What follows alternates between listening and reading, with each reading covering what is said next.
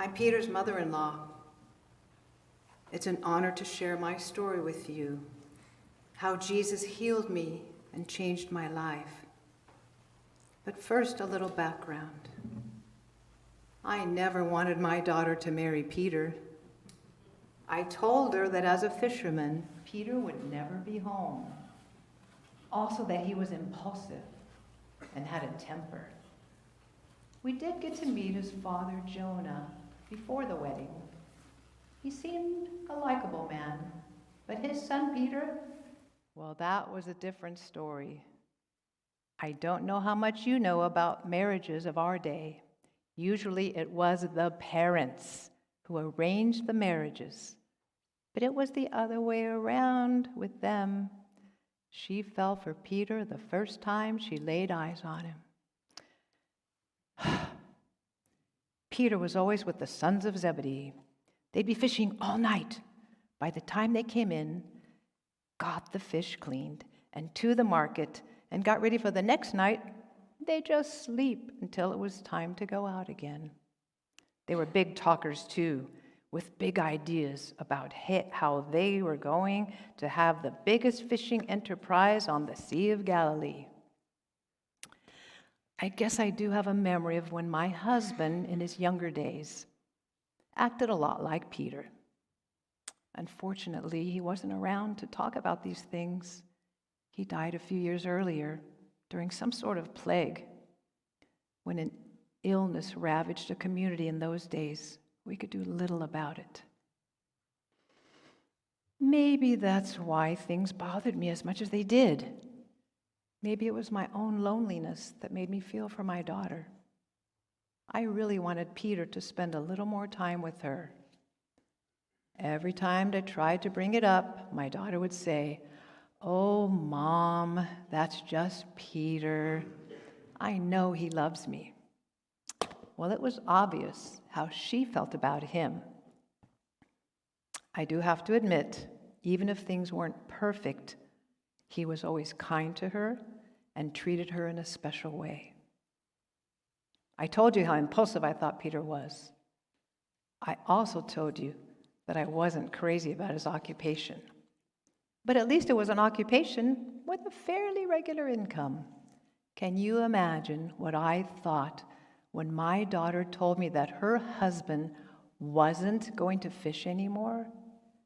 That he was going to be a disciple of an itinerant preacher by the name of Jesus? Who is this Jesus? Why in the world is Peter going to follow him? And follow him where? Who's going to put bread on the table for my daughter? And what about children? How is he going to raise a family if he doesn't even have a job? Do I sound like a mother-in-law? My daughter didn't seem to have any of the concerns that I did. She said she'd met this Jesus. She said she knew that things would turn out all right. Save your judgment until you at least meet him. What do you say when your own child throws back the same words you used to teach her about not judging people?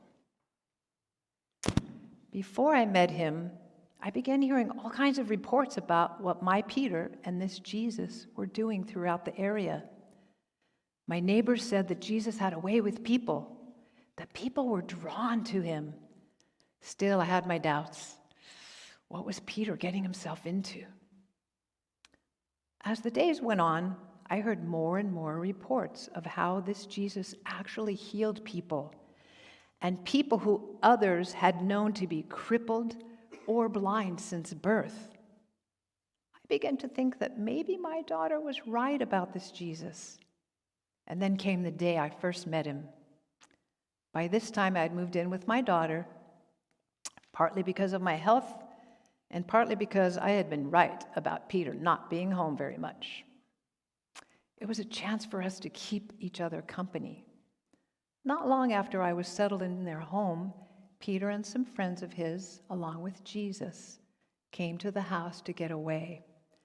They talked of how the crowds kept pressing on them and how everyone wanted to get close to Jesus, both to hear him and to receive healing. You could see they were exhausted, so my daughter and I fixed a meal for them. I wanted to ask Jesus a lot of questions, but didn't know whether it was proper for me to do so. As it turned out, I didn't have to.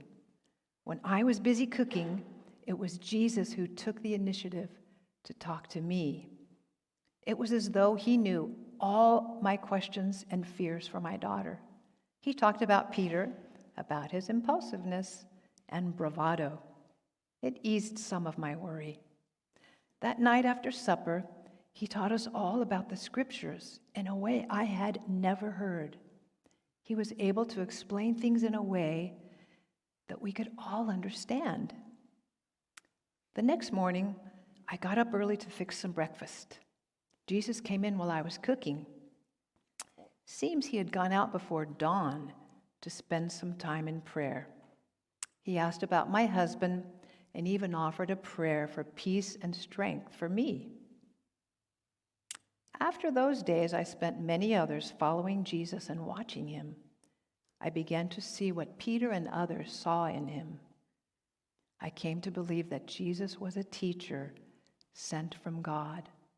No one could do what he did, or say what he said if he was not from God. Then came the day I would experience the divine power of Jesus for myself. I came down with a fever. I was in bed at my daughter's house. She would cover me when I got the chills and bring me water when I was too hot.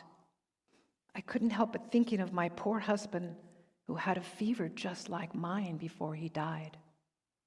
Every time I woke up from one of my feverish sleeps, I could see the worry in her face.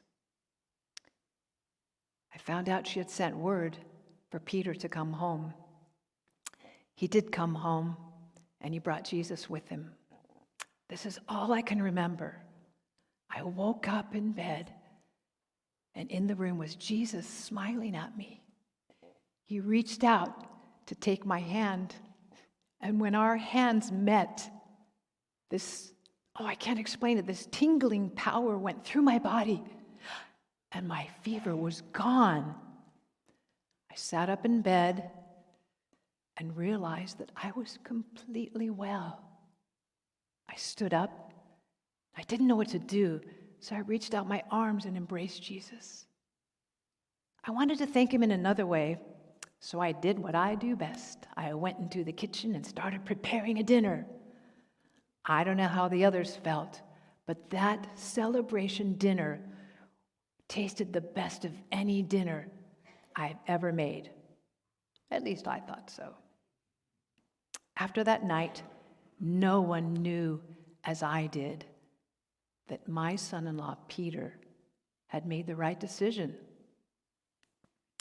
But then everything went wrong. How could anybody think that Jesus would be arrested and then killed? We were beside ourselves with grief. Peter and John and some of the women went to the tomb Sunday morning, and the body was gone. We were devastated, but poor Peter, he just kept repeating how he had let Jesus down, how he had even denied that he ever knew him. We didn't know it at the time, what he meant. We just knew he was inconsolable. But then everything flipped the other way when Jesus came running into the house, yelling, "He's alive! We saw him!" Wow. We all saw him also a few days later. It was amazing. It was all true. Jesus was alive. Hope was alive again. It was so amazing. My prayer is that you also will get to know the peace and the healing and the power of Jesus that I knew. You need to trust him and follow him because Jesus is alive. Peter was right. Jesus is the one